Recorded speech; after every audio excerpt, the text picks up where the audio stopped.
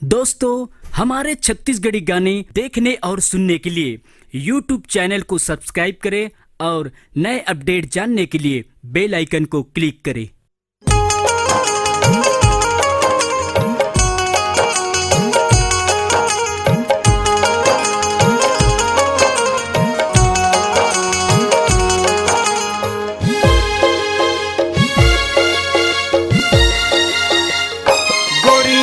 कर ले टाटा रैथाओ मैं बिजरा कापा, गोरी तय कर ले टाटा रैथाओ मैं बिजरा कापा। का खवाए मोल साग माँ बैहा हो गे रानी तोर याद माँ, पगला हो गे जानू तोर प्यार माँ।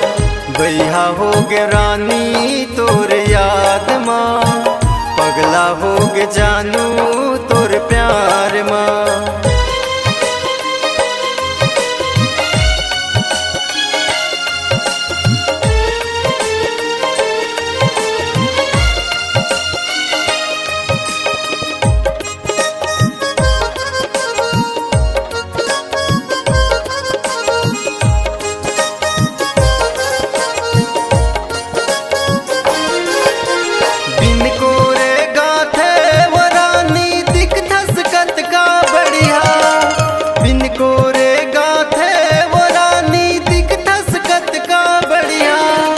नजर नजर माँ झूलत रही थे मीठ लबरी तोर चेहरा, नजर नजर माँ झूलत रही थे मीठ लबरी तोर चेहरा।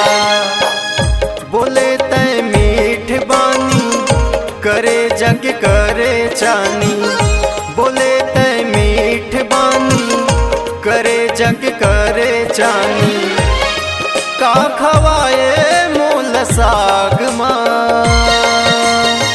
बैहा हो गे रानी तोर याद माँ, पगला हो गे जानू तोर प्यार माँ। बैहा हो गे रानी तोर याद माँ, पगला हो गे जानू तोर प्यार माँ।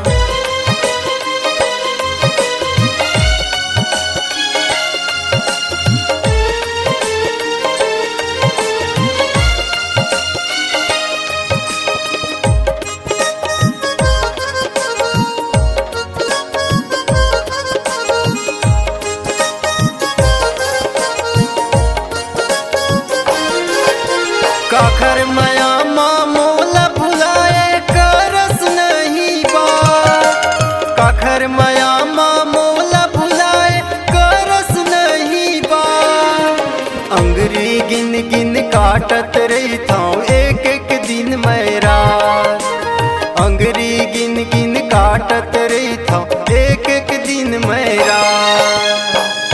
कबर तय हंसे हंसी हो गे मोर जीव के फांसी, कबर तय हंसे हंसी हो गे मोर जीव के फांसी। का खवाए मोल साग माँ बैहा हो गे रानी तोर याद माँ, पगला हो गे जानू तोर प्यार माँ। बैहा हो गे रानी तोर याद माँ, पगला हो गे जानू तोर प्यार माँ।